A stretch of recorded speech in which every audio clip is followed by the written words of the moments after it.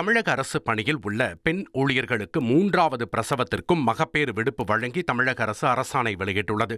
3வது பிரசவத்திற்கும் மகப்பேறு விடுப்பு வழங்கப்பட வேண்டும் என சென்னை உயர்நீதிமன்றம் ஏற்கனவே உத்தரவிட்டிருந்தது.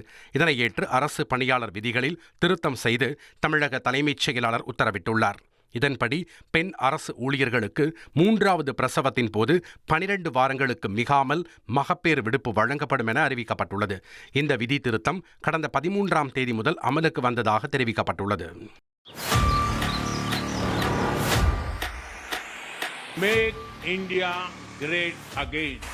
மக்களாட்சி அமையும். மோடியினுடைய கேரண்டியை தான் மக்கள் நம்புவாங்க. வெற்றி கூட்டணி அமையும்.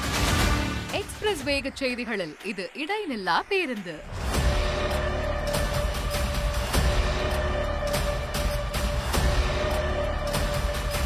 தினமும் காலை 6 முதல் 7 மணி வரை 6 மணி செய்திகள். Break free news.